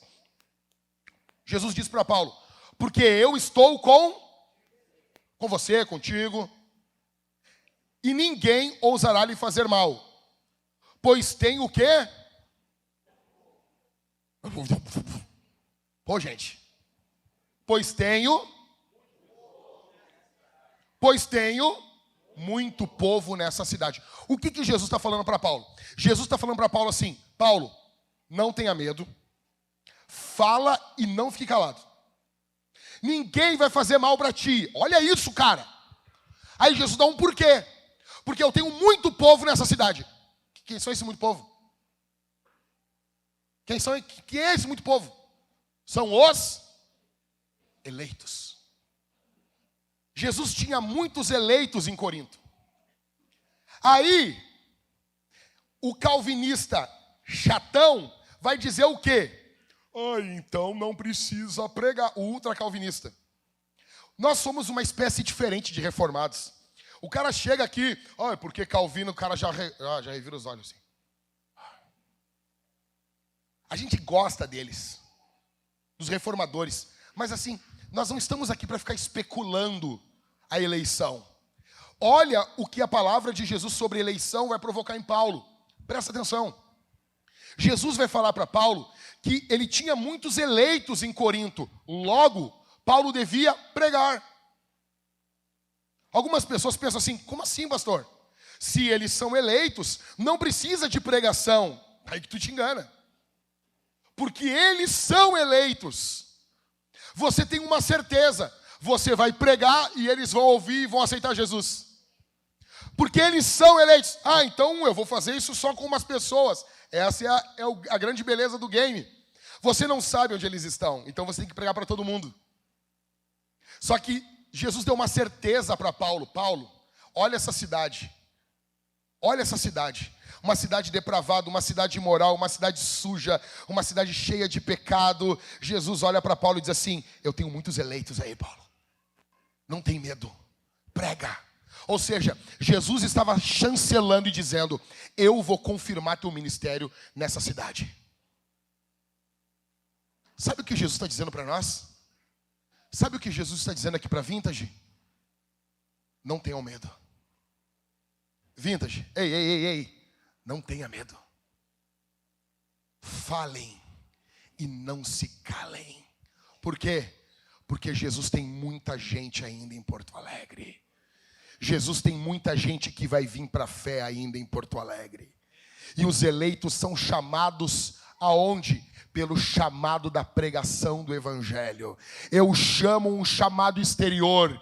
Enquanto eu estou pregando exteriormente, o Espírito Santo vai chamando internamente. Ele vai chamando internamente. Ele vai catando o coração dos eleitos. E o coração do eleito, ele é ímpio ainda. Ele não é cristão, mas o coração dele fica se contorcendo, fica se condoendo. O coração dele se aperta. E o Espírito Santo, através do meu chamado externo, o Espírito Santo chama internamente. O Espírito Santo transforma o coração. E Deus faz uma obra que homem nenhum pode fazer. É por isso que a gente vai plantar a igreja. É por isso que nós vamos nos mudar. Nós vamos para um prédio que cabe 1.300 pessoas. Por quê? Porque a obra não é minha. A obra é dele. E ele diz que tem muita gente ainda nessa cidade. Pode confiar. Pode confiar. Deus encorajou Paulo através das palavras de Jesus. Em quarto, Pessoas que ouvem Jesus perseveram. Verso 11. Olha só, acompanha o raciocínio comigo. Jesus apareceu para Paulo e disse o que para Paulo? Gente, eu quero ver vocês tudo com a Bíblia aberta, gente. O que Jesus falou para Paulo? Não tem medo, Paulo. Fica tranquilo. Fica tranquilo. Pelo contrário, Paulo, faz o quê? Prega, fala, não te cala, não fica calado. Paulo, te chamaram de tagarela lá em Atenas? É nós, tagarela de Deus. Prega. Prega, igual a minha filha Maria. A Maria, cara, a Maria parece uma vereadora de 2 anos. Eu tô andando com a Maria vai, oi. Eu sou a Maria. Oi. E vai cumprimentando as pessoas. Cumprimenta todo mundo, fala com todo mundo, cara. É vereadora, 2 anos. É que nem tu andar no centro com o Catito. Tu vai andando com o Catito vai cumprimentando as pessoas. O Catito tem que se candidatar, Catito. Vereador, imagina, Catito, acabou. E sem contar que o Catito conhece todas as bocadas, dizendo, não, vamos entrar por aqui, ó. Daí ele entra, parece assim um cano do Mário, tá ligado? Puf. Aí tu sai, tu tava ali na Vigário, quando vê tu sai lá na Marechal. Mas como isso? Jesus fala para Paulo, Paulo, não tenha medo. Fala e não te cales. Porque eu tenho muita gente nessa cidade, ninguém vai te fazer mal. Verso de número 11. O que diz o verso de número 11? Assim Paulo permaneceu em Corinto. Quanto tempo? 1 ano e 6 meses, ensinando entre eles a palavra de Deus.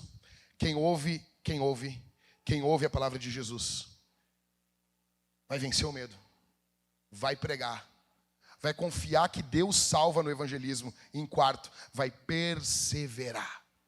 Paulo fica 1 ano e meio entre eles. Cara, isso aqui para Paulo é muito tempo. Paulo acho que ficou só mais tempo do que isso em Éfeso, que ele ficou 3 anos.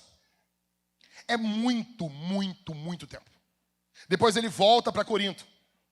Ou seja, ele ficou bastante tempo em Corinto. Por que ele fica em Corinto? Porque ele ouviu o que Jesus falava. Porque ele ouviu o que Jesus estava falando. Mamãe querida, você tem que perseverar no ensino dos seus filhos.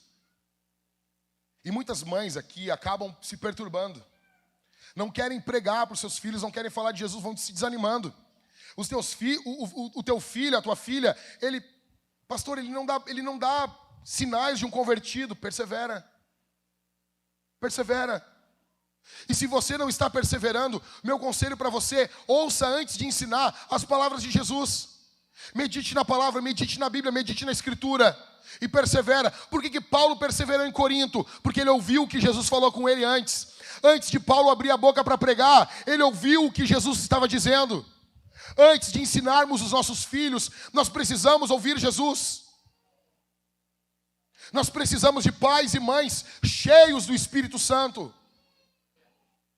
Em quinto, uma pessoa que ouve Jesus obedece. Obedece. Paulo permaneceu ali, não apenas perseverou. Paulo obedeceu o que Jesus disse. Por que muitos cristãos não obedecem a palavra? Porque eles não ouvem Jesus. O seu ouvido está cheio de porcaria do mundo, cara. Você só ouve porcaria do mundo. Você só ouve lixo do mundo. Como que você vai ouvir Jesus? Deixa eu dizer um negócio para você. Desde criança, quando eu vou no otorrino, e sempre quando eu vou cortar o cabelo com o Gabriel, com os guris, eu digo assim, cara, eu posso ter lavado minha orelha 2 horas antes. Eu digo para os guris, a minha orelha está suja. Eu sou um cara limpinho, eu falo para os guris. Não pensa mal de mim. Vários otorrinos diziam, tu tem superprodução de cera. Eu sei que isso não é algo bom, ok? Então eu já fiz várias lavagens do ouvido. E é muito louco. Os caras botam um líquido quente no teu ouvido e tu sai ouvindo frequências que tu não ouvia, tipo o S, tu sai ouvindo. Então, melhor coisa que tem, sabe? E cara, é muito bom ir no otorrino, fazer lavagem. É muito bom, é muito bom. E o que é verdade no mundo físico é verdade no mundo espiritual também. Talvez você, como eu, você tem muita sujeira no ouvido. Você precisa que o Espírito Santo limpe você. Você está ouvindo muita porcaria. Você está vendo muito noticiário. É bom, um limite é bom. Mas você precisa moldar a sua mente, o seu ouvido, a sua audição, a sua cosmovisão pela palavra do Senhor. Muitos aqui estão moldando a sua vida com base nas notícias, com base nas músicas. Pastor, eu falar de música mundana. Óbvio. Toda música que louva os valores do mundo, ela é uma música mundana. E o que mais nós temos hoje em dia são músicas que louvam esses valores da presente era. Você não tem que ouvir isso. O que louva os valores da presente era, você não deve ouvir. Obedeça. Primeiro encorajamento. Deus deu para Paulo um time fabuloso. Segundo encorajamento. Deus deu para Paulo oposição. Terceiro encorajamento. Deus deu para Paulo as palavras de Jesus. Quarto e último encorajamento. Deus encorajou Paulo através da sua vontade.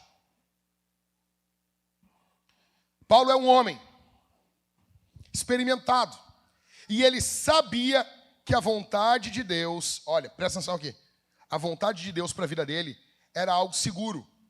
Qual é o local mais seguro da existência? Qual é o local? Qual é o local, gente? O centro da vontade de Deus. Eu tinha um problema com essa frase. Eu achava, não tem centro da vontade de Deus. É a vontade de Deus. Não tem região periférica da vontade de Deus. Tem sim. Tem sim. Cara, agora dia 11 de setembro. Foi comemorado o aniversário do ataque às Torres Gêmeas. Eu me lembro onde eu estava. Acho que todo mundo aqui lembra. Eu estava trabalhando no dia na Multissom. Eu me lembro como se fosse hoje, quando começou ali, a gente ligou a televisão no fundo da loja e já estava feito tudo aquilo. E nós ficávamos no fundo da loja, era uma loja muito grande na Andradas, e a gente pensou, cara, está estourando uma guerra mundial. Sabe? Loucura. O centro econômico dos Estados Unidos foi atacado por 4 ou 6 terroristas. Foi atacado. Escute isso aqui. Eles acreditavam que aquele local era seguro. Que o local onde eles estavam era extremamente seguro. Bastou 6 malucos, armados com facas. Eles tomam um avião, os aviões, e cometem as maiores atrocidades. Aquele local não era seguro. Qual local é seguro? Somente a vontade de Deus. É por isso que o apóstolo Paulo vai dizer, segue comigo no verso 18, estamos caminhando para o final do sermão. Paulo ficou ainda muitos dias em Corinto. Por fim, despedindo-se dos irmãos, navegou para a Síria, levando em sua companhia Priscila e Áquila. Agora ele saiu de Corinto. Antes de embarcar, rapou a cabeça em Cencreia, porque tinha feito um voto. Você fez um voto? Cumpra. Você fez um voto? Cumpra. Paulo, provavelmente, ele estava encerrando o voto dele. O voto não era de ficar careca. Provavelmente, Paulo tinha feito um voto de Nazireu por um período. E agora, Paulo estava encerrando o voto. E ele, passou a máquina. Por que Paulo fez isso? Porque Paulo não é casado. Vai tu mandar no teu cabelo. Não dá. Segue. Verso 19. Quando chegaram a Éfeso, Paulo deixou ali Priscila e Áquila. Ele, porém, entrando na sinagoga, pregava aos judeus. Pediram-lhe que ficasse mais algum tempo, mas Paulo não quis. Paulo faz o que quer, né, meu? Paulo é muito louco. Por que ele faz o que quer? Porque ele não é casado.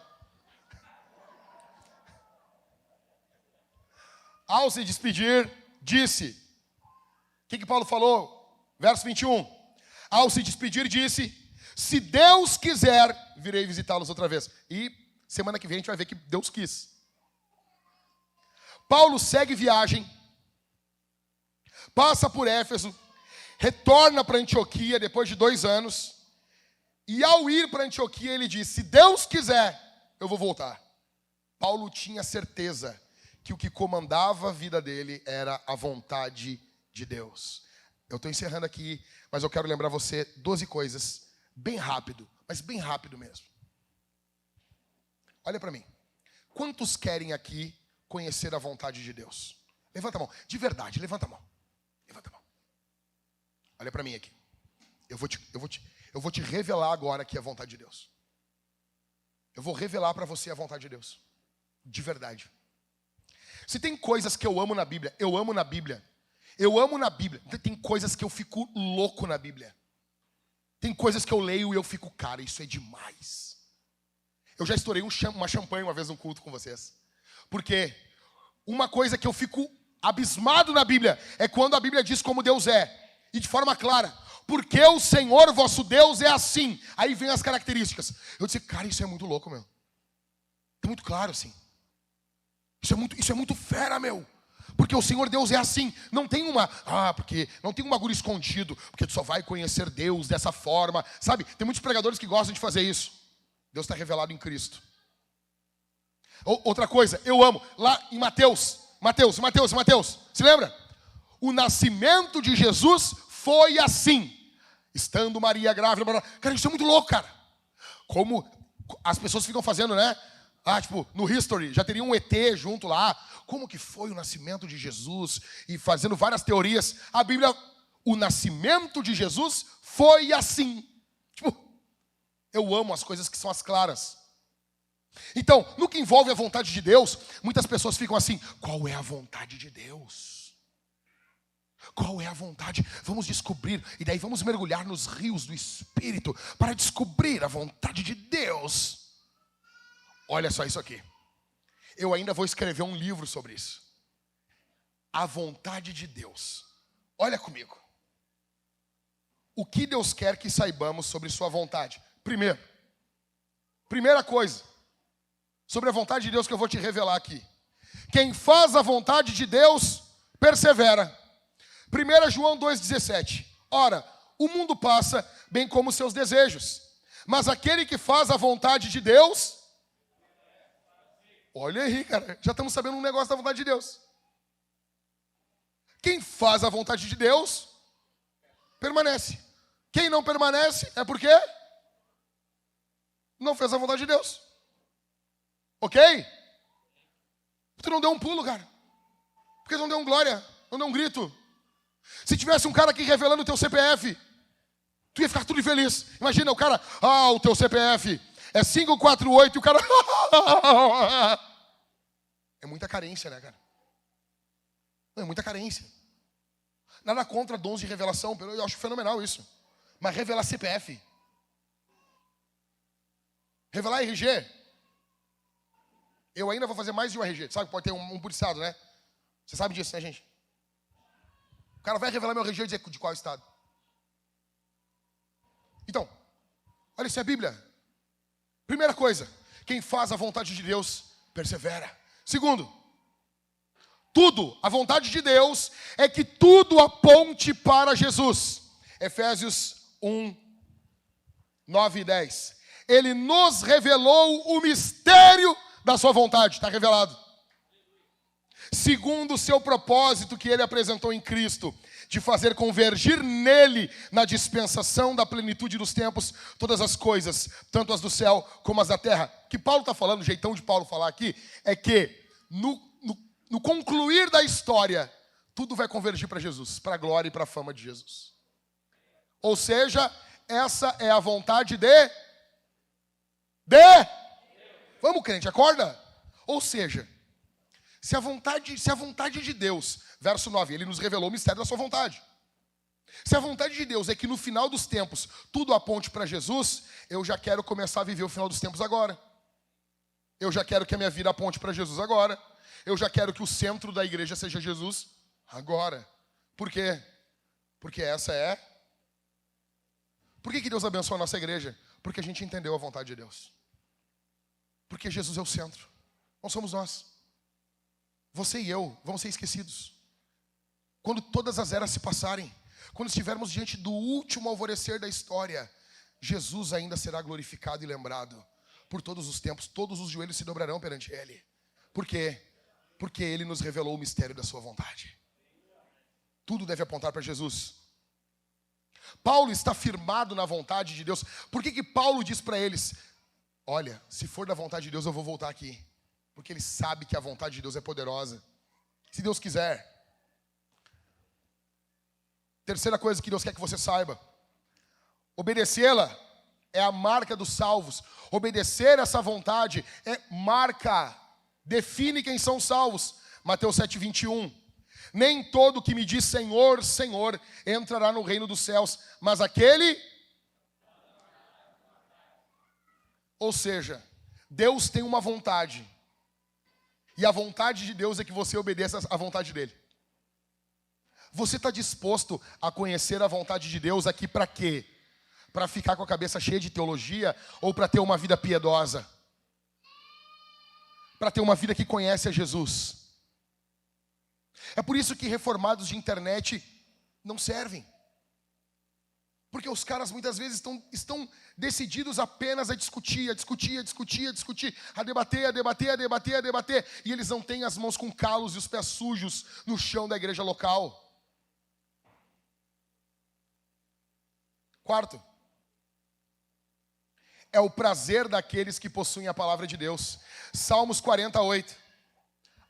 Agrada-me fazer a tua vontade, ó Deus meu, a tua lei está no meu coração. Você pode inverter o verso. Aqueles que possuem a lei de Deus no coração se alegram em fazer a vontade de Deus. Sabe por que a vontade de Deus é tão penosa para você? Porque você não é do Senhor.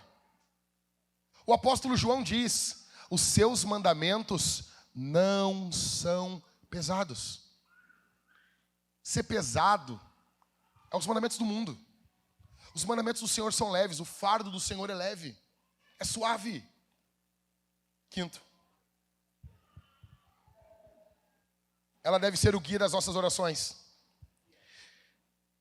O guia das nossas orações. 1 João, capítulo 5, do verso 14 ao 15. E essa é a confiança que temos para com Ele, que se pedirmos alguma coisa segundo a sua vontade, Ele nos ouve. Você quer orar bem? Você quer orar bem? Tem que conhecer a Bíblia. Tem que conhecer a vontade de Deus. Você tem que conhecer a vontade de Deus. Você tem que orar de acordo com a vontade de Deus. Então a vontade de Deus, ela tem que moldar as suas orações. A forma como você pede, a forma como você ora, o conteúdo das suas orações. Essa é a vontade de Deus. Em sexto, ela revela que Deus quer que o Espírito interceda por nós. Olha isso aqui, cara. Romanos 8:27. E aquele que sonda os corações sabe qual é a mente do Espírito, porque intercede pelos santos de acordo com a vontade de Deus. Deus tem uma vontade e Deus quer que o Espírito Santo interceda por você.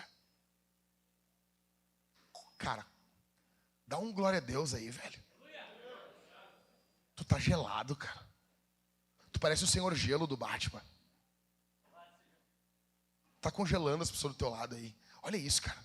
Eu tô falando pra ti com essa cara lavada que tu tem aqui. Eu tô te falando que a vontade de Deus é que o Espírito Santo interceda por ti, cara. Tu tem noção da grandiosidade que é um troço desse, velho? Tu tem noção da coisa gloriosa que é isso? O Espírito de Deus, que sonda a mente de Deus. Deus tem uma vontade que esse Espírito interceda por você e por mim, velho. Você tem noção disso, cara? Ah, eu quero conhecer a vontade de Deus. Toma então, animal. Olha aí. Sétimo. A vontade de Deus, ela é boa, agradável e perfeita. Romanos 12:2. E não vivam conforme os padrões desse mundo, mas deixem que Deus os transforme pela renovação da mente, para que possam experimentar qual é a boa, agradável e perfeita vontade de Deus. Ela é boa, cara. Você tem medo? Ai, meu Deus. Ai, agora, Deus está querendo isso. Deus está pedindo isso. É bom, cara. Calma. Calma, confia. Oitavo. Deus quer que você saiba que Ele nos ama e nos adota por causa dela. Efésios capítulo 1, verso 4 ao 6. Antes da fundação do mundo, Deus nos escolheu nele, para sermos santos e irrepreensíveis diante dele em amor.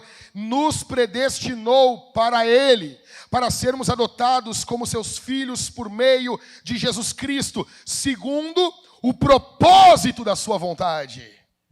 Ou seja, ele nos ama e nos adota por causa da vontade de Deus. Ou seja, o que eu estou querendo dizer isso aqui? Não tem ninguém coagindo Deus a amar você. Não tem ninguém com a faca no pescoço de Deus, forçando Deus a amar você. Ele ama você, porque isso faz parte do propósito da sua vontade. E nada e nem ninguém pode mudar essa vontade de Deus. Ele ama você. Glória a Jesus. Em nono. Agora vai apertar. A vontade de Deus é que Ele nos quer longe de toda a imoralidade sexual. Olha isso. 1 Tessalonicenses 4:3. Olha que coisa clara. Pois a vontade de Deus é a santificação de vocês, que se abstenham da imoralidade sexual. Olha isso, cara. Olha isso, cara. Olha que coisa clara. Olha que coisa explícita. Ai, a Bíblia é difícil de entender. O cara congregava com a gente aqui, meu. O cara congregava com a gente. Aí chegou uma mulher aqui, levou o cara. O cara não aguentou as coxas da mulher. O cara não consegue. E não, porque vai ser diferente. Velho, tá claro na Bíblia. Não tem profeta, não tem revelação, não tem sonho, não tem peido profético que desminta isso aqui, rapaz. Deus quer você longe da imoralidade sexual. Tá aqui, velho. Ai, eu quero conhecer a tua vontade, ó Pai. Está aqui. Está claro, cara. Pois a vontade de Deus é a santificação de vocês. Aí vai ter gente que vai dizer assim, ai, mas santificação não se resume a questões sexuais. Aí Paulo prega que você se abstenha da imoralidade sexual. Acabou. Acabou. 10º. Vontade de Deus, que não sejamos murmuradores, mas gratos. 1 Tessalonicenses 5,18. Em tudo deem graças. Por quê? Eu estou revelando a vontade de Deus para vocês aí, ó. Está aí, ó. Está aí, ó. A vontade de Deus aí, ó. Pega nos teus peitos aí, ó.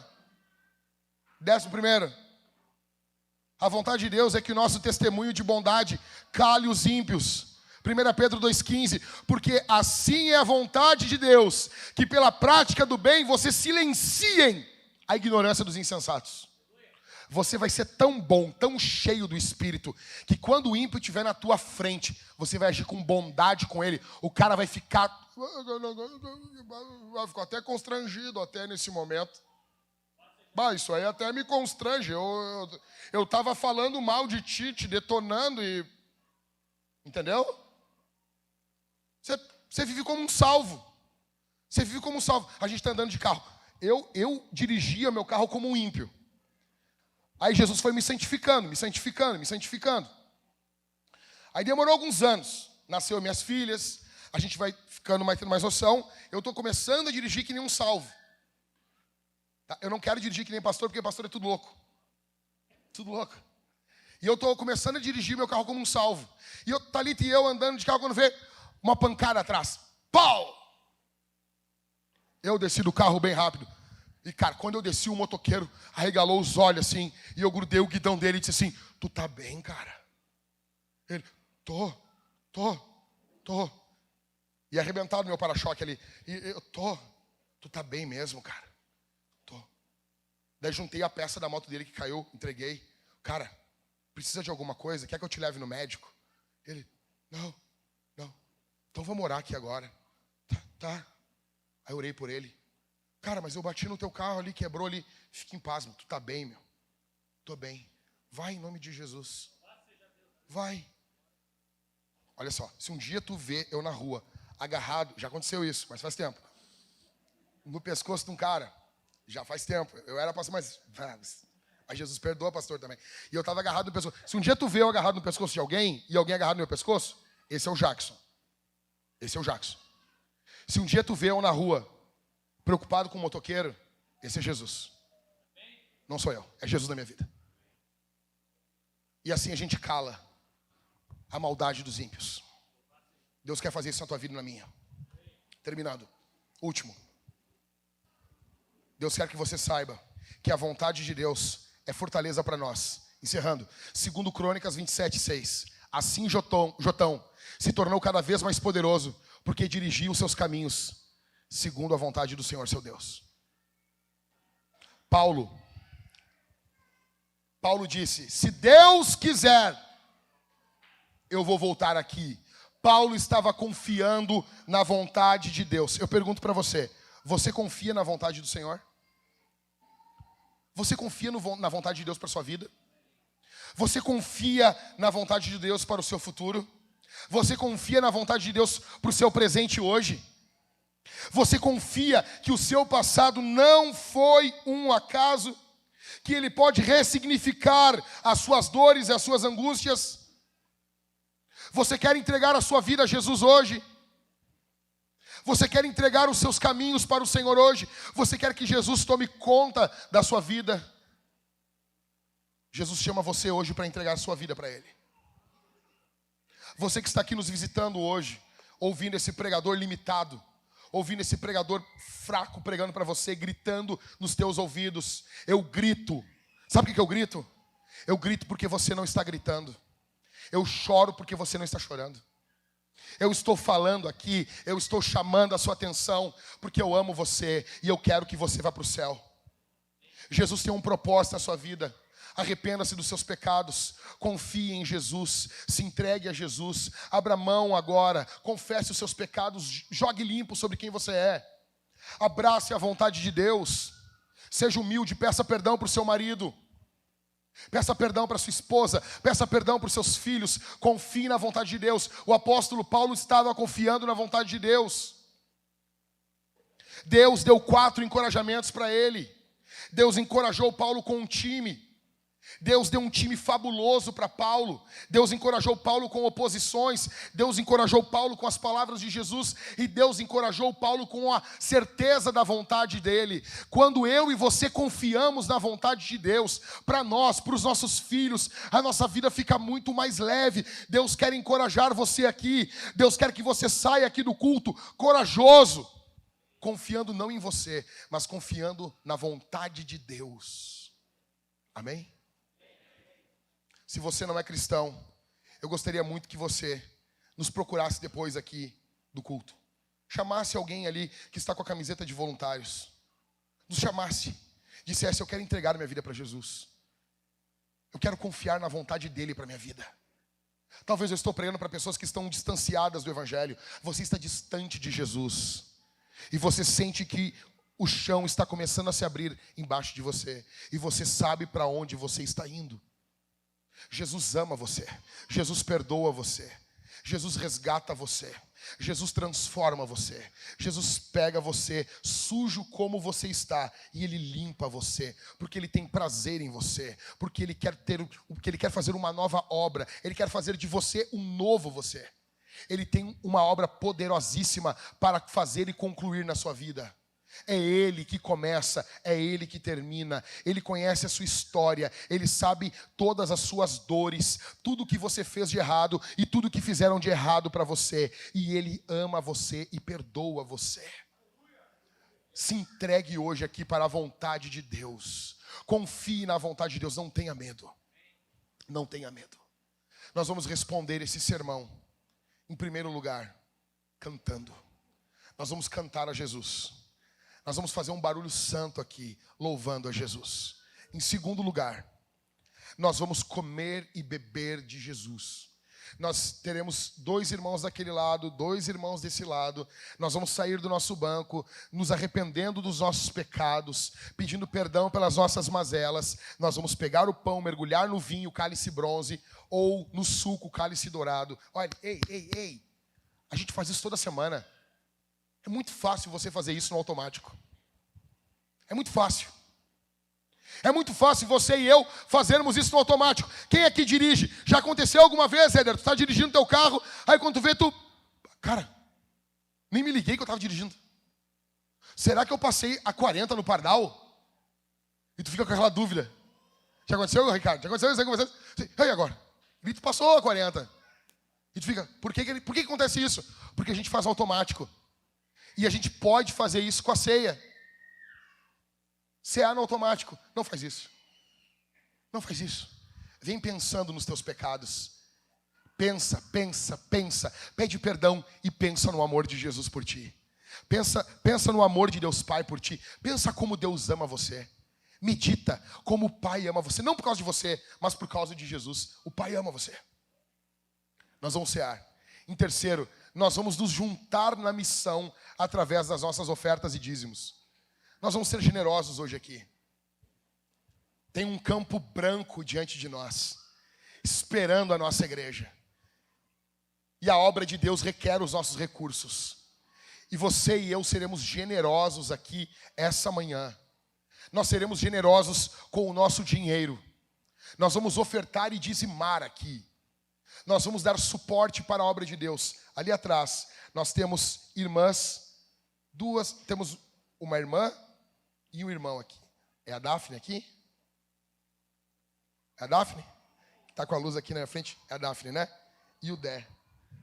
Né? Nós temos ali 2 irmãos, então, com as máquinas. Você pode chegar e ofertar através da máquina, do crédito, do débito, ou através daquele QR Code, que você bota seu celular ali com o aplicativo do banco e você faz uma transferência.